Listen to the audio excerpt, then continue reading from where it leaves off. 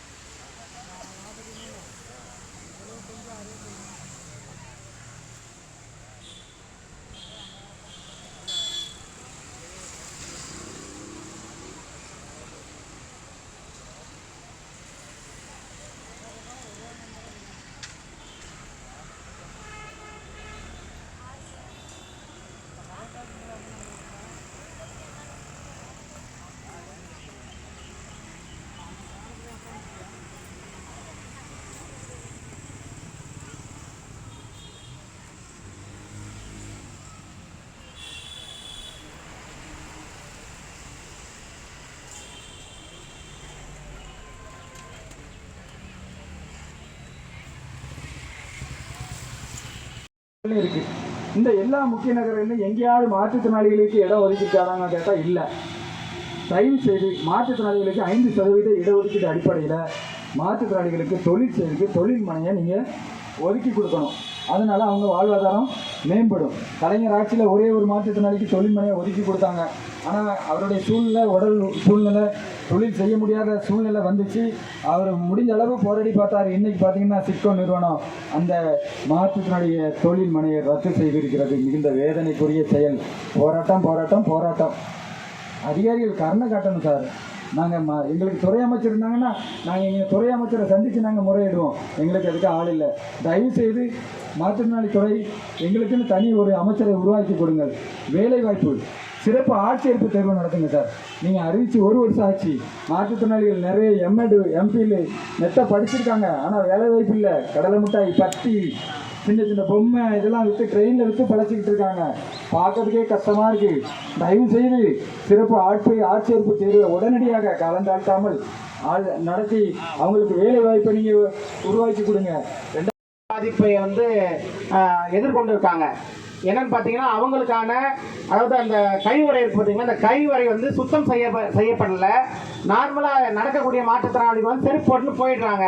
ஆனால் என்னுடைய சமுதாயத்தை சேர்ந்த மாற்றுத்திறனாளிகள் கையை ஊனிக்கிட்டு போகிறதுக்காக அதுக்காக அவங்க பால் மாறிக்கிட்டு அந்த கழிவறைக்கு போகாமல் அதை அடக்கி வச்சுக்கிட்டு மிகுந்த பாதிப்புக்குள்ளாகிறாங்க. அதனால் ஆக்சசிபிலிட்டி என்று சொல்லக்கூடிய பேரியர் ஃப்ரீ என்விரான்மெண்ட், அதாவது தடையற்ற சூழலை நம்மளுடைய மாற்றுத்திறனாளி உரிமை சட்டத்தின்படி தடையற்ற சூழல் செக்ஷன் 43, 44, 43, 44 இந்த 2 செக்ஷன் ஏற்கனவே கட்டடம் கட்டி இருந்தா 5 வருஷத்துக்குள்ள மாற்றுத்திறனாளிகள் சென்று வரக்கூடிய அளவுக்கு, அவங்க வீல் சேர்ல போகக்கூடிய அளவுக்கு, அவங்க பயன்படுத்தக்கூடிய அந்த கழிவறை, இது மாதிரியான அனைத்து வசதிகளையும், ரேம்ப் வசதி போன்ற வசதிகளையும் 2016ஆம் ஆண்டுலேருந்து 5 ஆண்டுகள் நேரம் கொடுத்தாங்க உங்களுடைய கட்டிடங்கள்ல அதை மாற்றி அமைக்கணும்ட்டு. ஆனா இன்னைக்கு பெரும்பாலான கட்டிடங்கள்ல அந்த மாற்றுத்திறனாளிகள் பயன்படுத்தக்கூடிய அளவுக்கு அந்த வசதிகளை கட்டிடங்கள் மேற்கொள்ளப்படவில்லை, மாற்றி அமைக்கப்படவில்லை. அதை இந்த அரசு கவனித்துக் கொண்டும் பாராமுகமாக நடந்து கொண்டிருக்கிறது. எனவே இந்த ஆர்ப்பாட்டத்தின் ஒரு முக்கிய குறிக்கோளாகவும் நோக்கமாகவும் இதை இந்த ஆர்ப்பாட்டத்தின் வழியாக நான் பிரதிபலிக்கிறேன். மேலும் பெண்களுக்காகவும், அதாவது சமூகத்தில் ஒடுக்கப்பட்டவர்கள் என்று சொல்லக்கூடிய நபர்கள் 2 பேர், அவங்க பட்டியலினத்தை சேர்ந்தக்கூடிய என்னுடைய மூத்த குடிமக்கள், மேலும் என்னுடைய சகோதரிகள் பெண்கள், இவங்க 2 பேருக்காக இடஒதுக்கீடு வந்து அரசியல்ல கொடுக்குறாங்க. இப்ப ஐயா சொன்னாங்க, அவங்களுக்கு அதே மாதிரி கொடுக்கிற மாதிரி எங்களுக்கும் கொடுத்து பாருங்க, அதிகாரம் எங்க கையிலேயே வரட்டும், எங்களுடைய உரிமையை நாங்கள் நிலைநாட்டிக் கொண்டிருக்கிறோம், இப்படி வேடிக்கை பார்க்க மாட்டோம் என்று இதன் வாயிலாக மீண்டும் ஒரு முறை சொல்லிக் கொள்வதோடு, அதாவது மாற்றுத்திறனாளிகள் உரிமை சட்டம் 2016 கொண்டு வந்துட்டீங்க. ஆனா வழக்கு போட்டா நான் எங்க போவோம், எந்த கோர்ட்டுக்கு போவோம்னு பாத்தீங்கன்னா சிறப்பு நீதிமன்றம் இந்த ஜிஓல அமைக்கணும்னு சொல்லியிருக்காங்க. ஆனா இது வரைக்கும் அமைக்கல. ஆனா இப்ப என்ன பண்றோம்னு பாத்தீங்கன்னா SC/ST கோர்ட் இருக்கு, சரிங்களா? அந்த SC/ST கோர்ட்ல இருக்கக்கூடிய அந்த அரசு வழக்கறிஞர் தான் இந்த நம்முடைய சட்டத்தையும் பார்க்கணும்னு சொல்லியிருக்காங்க. ஆனா அங்க போனா அவங்களுக்கு இதை பத்தின அவேர்னஸ் இல்லை. ஆக நாங்க எங்க போவோம், எங்களுடைய பிரச்சனைகளை எங்க எடுத்துட்டு போகணும் அப்படின்னு இன்னும் புரியல. எந்த கோர்ட்டும் தெரியல, எந்த சட்டம் தெரியல. தயவு செய்து இதற்கான விழிப்புணர்வு எங்களுக்கு ஏற்படுத்தணும், எங்க மக்களுக்கு கொடுக்கணும். இந்த மாற்றுத்திறனாளி சமுதாயம் இன்னும் எவ்வளவு காலத்துக்கு தான் போராடிக்கிட்டே இருக்கணும் தெரியல. இது உங்களுக்கு பார்க்க எப்படி இருக்கு, சந்தோஷமா இருக்கா நாங்க போராடுறது, இல்ல இப்படி ரோட்ல பிச்சை எடுக்கிறது உங்களுக்கு சந்தோஷமா இருக்கா, இதுதான் உங்களுடைய கொள்கையா, எதுவுமே எங்களுக்கு புரியல. அதனால இதை ஒரு சாதாரண நிகழ்வாக எடுத்துக்காம நம்முடைய முதல்வர் ஐயா எங்களுடைய வலியையும் வேதனையும் புரிஞ்சுக்கிட்டு உடனடியாக இந்த கோரிக்கைகளை நிறைவேற்றி தர வேண்டும் என்று மீண்டும் ஒரு முறை அன்புடன் கேட்டுக்கொள்கிறேன்.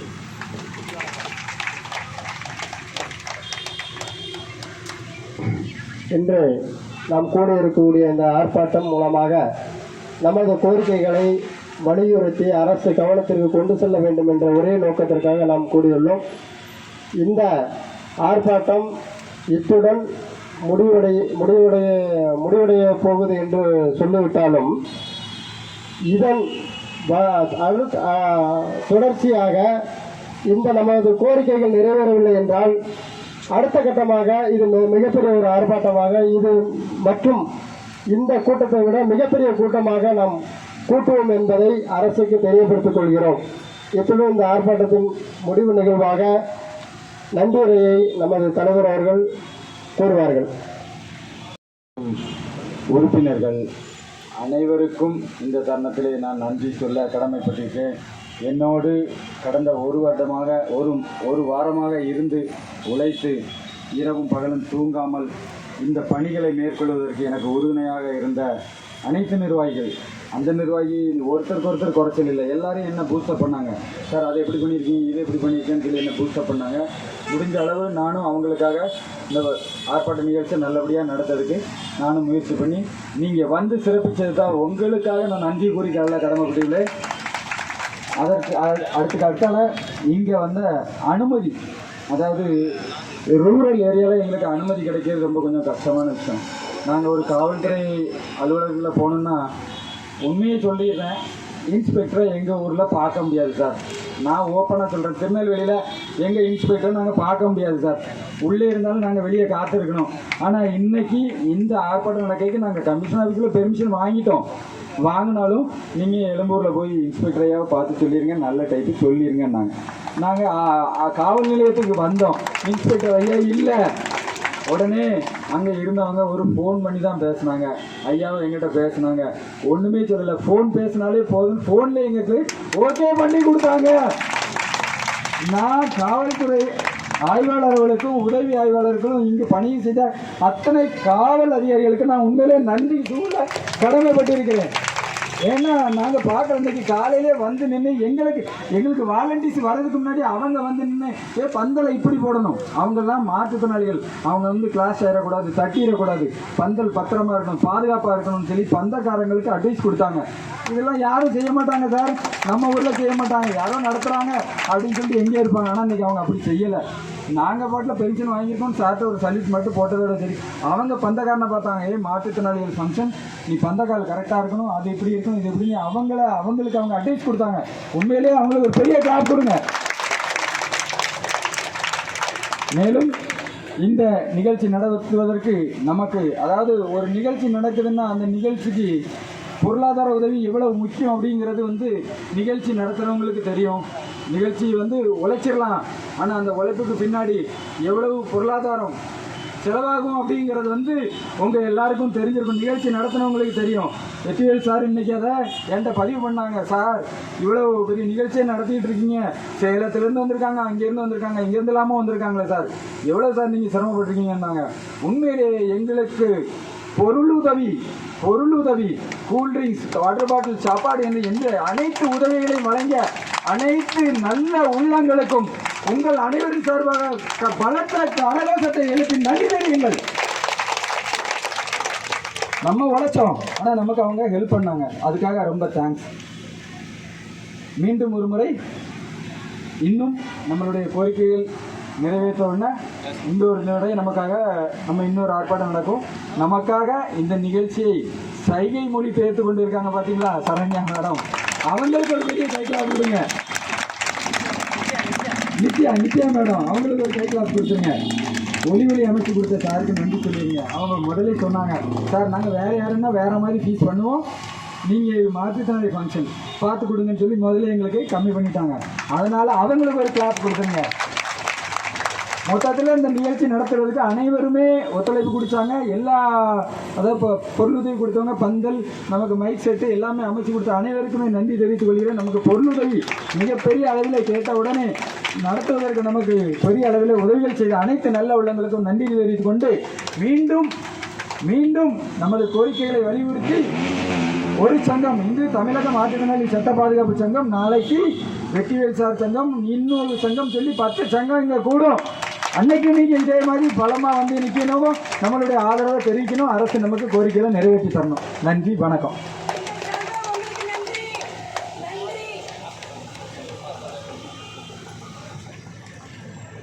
ரொம்ப நன்றி மேடம். வாழ்க்கை மேம்பாட்டிற்கான எந்த ஒரு வெற்றிய திட்டத்தையும் நிறைவேற்றி தரவில்லை. மேலும் பல கோரிக்கைகள் நிறைவேற்றப்படாமல் உள்ளது. மேலும் இந்த அரசால் அறிவிக்கப்பட்ட பல அரசாணைகள் கிடப்பில் கிடக்கிறது. எங்களுக்கு இந்த அரசாணைகளை இந்த அரசாங்கம் உங்களுடைய காலகட்டத்திலே எங்களை நடைமுறைப்படுத்தி தர வேண்டும். இது இப்படியே கிடப்பிலே கிடந்துட்டே இருக்கா? ஏற்கனவே கடந்த ஆட்சியில் நிறைவேற்றப்பட்ட அரசாணைகளும் இப்போ இருக்குது. இது எல்லாத்தையும் சேர்த்து எங்களுக்கு நீங்கள் இந்த ஆட்சி கட்டத்தில் எங்களுக்கு நீங்கள் நிறைவேற்றி தரணும். அதாவது எங்களுடைய மாற்றுத்திறனாளிகளினுடைய வழிவேதனைகளை உணர்ந்த முதல்வர்னா யாருன்னா தலைவர் மு.க. ஸ்டாலின் அவர்கள். ஆனால் இன்னைக்கு எங்களுடைய வழிவேதனையும் நாங்கள் எங்களுடைய துறை அமைச்சர்கிட்ட தெரிவிக்க முடியாமல் நாங்கள் திணறிக்கிட்டு இருக்கோம். தமிழ்நாடு முழுக்க மாற்றுத்திறனாளிகள் கண்ணீர் ஒழித்து கொண்டிருக்கிறார்கள். என்னன்னு கேட்டிங்கன்னா, நாங்கள் பல சங்கங்கள் இருக்கிறோம். ஆனால் குறிப்பிட்ட சில சங்கங்களுக்கு மட்டும்தான் முதல்வர் இடத்துல அனுமதி இருக்குது. அவங்க மட்டும்தான் முதல்வரை சந்திக்க முடியும். மற்ற சங்கங்கள் எல்லாம் கிட்டேயும் நாங்கள் போக முடியாது. அதே மாதிரி எங்களுடைய கோரிக்கைகளை தெரிவிக்கப்படுதுன்னா எங்கள் மாற்றுத்திறனாளி ஆணையர் அலுவலகத்தில் கூட ஆணையாளரை கூட எங்களால் சந்திக்க முடியாத சூழ்நிலை. ஆனால் இன்னைக்கு எங்களுக்கு பிரச்சனைகள் பார்த்தீங்கன்னா வரைக்கும் நேர பிரச்சனைகள் போயிட்டு இருக்கு. 3 வருஷம் ஆகுது. ஆனால் இன்னைக்கு இது சம்பந்தமாக குரல் எடுப்பதற்கு யாருமே நீதிக்கு வரல. ஆனால் இன்னைக்கு நாங்கள் சில சங்கங்களுடைய கூட்டு முயற்சியினோட எங்களோட ஒன்றிணைந்து சில வழக்கறிஞர்கள் சங்கங்களோடு இணைந்து நாங்கள் இந்த ஆர்ப்பாட்டத்தை முன்னெடுத்துக் கொண்டிருக்கிறோம். நாங்கள் இந்த ஆர்ப்பாட்டத்தின் மூலமாக அரசுக்கு தெரிவிப்பது என்னவென்றால் வேறு எதுவும் இல்லை. எங்களுக்கு மாற்றுத்திறனாளிகளுக்கான வேலை வாய்ப்பை முதல்ல உறுதி செய்யுங்க. அதாவது நீங்க தான் அறிவிச்சீங்க, அதாவது சிறப்பு ஆட்சியர் தேர்வு அப்படின்னு தனி தேர்வுகள் மாற்றுத்திறனாளிக்கு நடத்தப்படும் சொல்லி கடந்த 23/7/2023 நீங்க ஒரு அறிவிப்பு வெளியிட்டீங்க. ஒரு வருஷத்துக்குள்ள நாங்கள் காலி பணியிடங்களை கண்டறிந்து மாற்றுத்திறனாளிகள் வேலை வாய்ப்பு வழங்கப்படும் சொன்னீங்க. இன்னைக்கு வரைக்கும் அந்த தேர்வு நடத்தப்படலை. அதுக்கான ஒரு அட்வர்டைஸ்மெண்ட் அறிவிப்பு கூட வரல. இது எங்களுக்கெல்லாம் மிகப்பெரிய வருத்தமாக இருந்துருக்கு. அதே மாதிரி உதவித்தொகை உயர்வு என்பது கடந்த ஆட்சி காலத்தில் பார்த்தீங்கன்னா முற்றுகை போராட்டம் கடுமையான அளவில் நடத்துகிறாங்க நிறைய மாற்றுத்திறனாளி. ஆனால் இன்னைக்கு அந்த மாற்றுத்திறனாளி சங்கங்கள் எல்லாம் இன்னைக்கு எங்கே இருக்காங்கன்னு எங்களுக்கு தெரியல.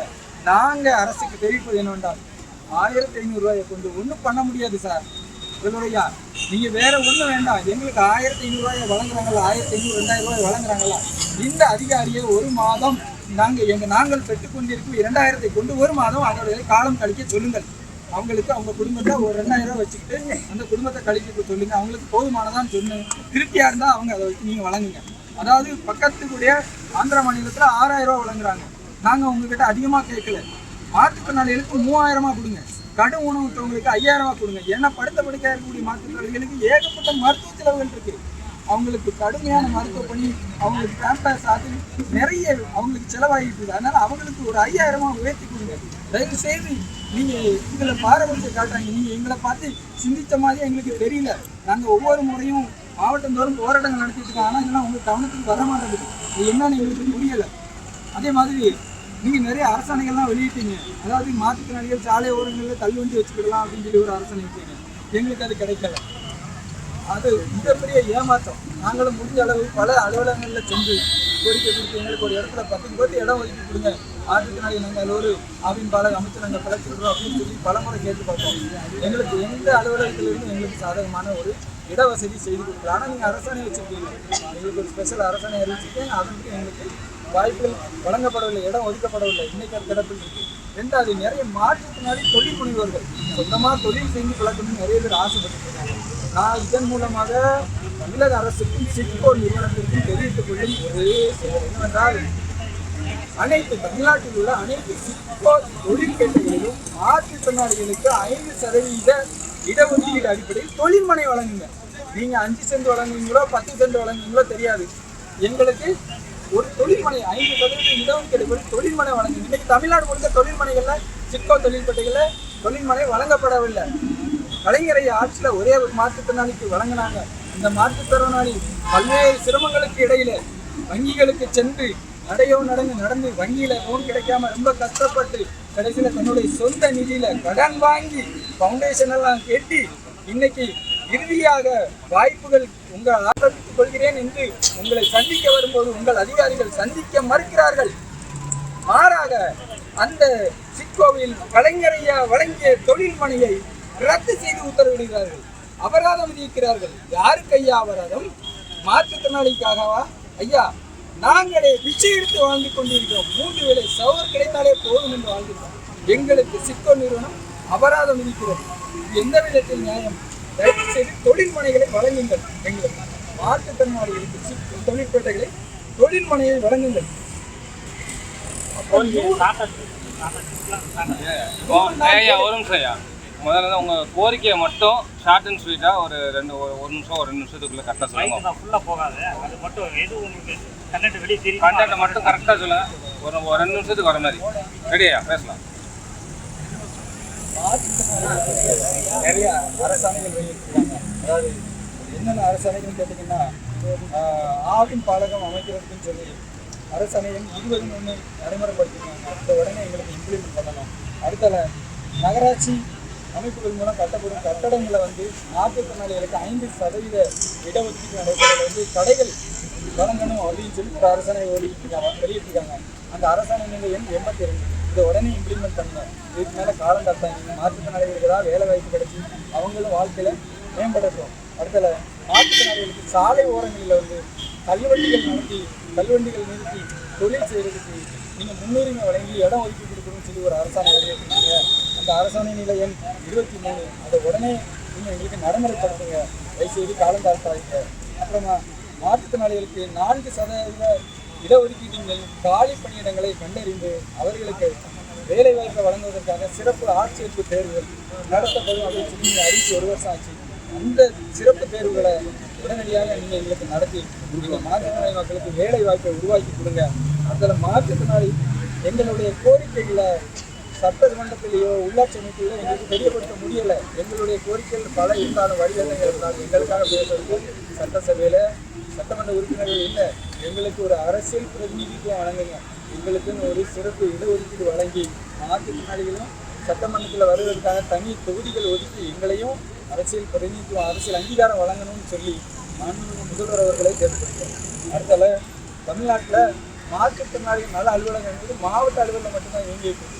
இந்த மாவட்ட அலுவலகங்களில் வந்து கடைக்கோடி கிராமத்தில் இருக்கவங்கெல்லாம் வந்து மனு கொடுத்து தங்களுடைய தேவைகளை பூர்த்தி செஞ்சிட முடியலை.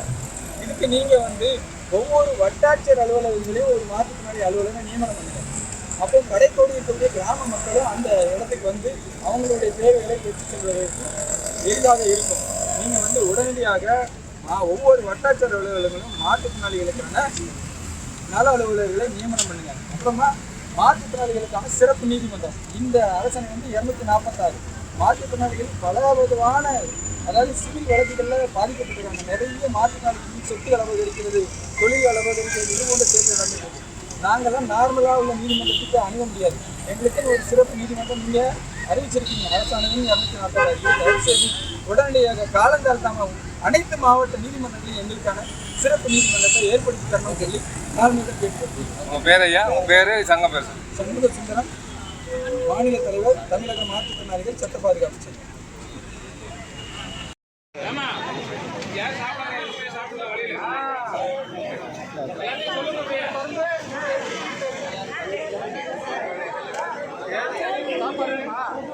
சார் கிளம்பிட்டாரா?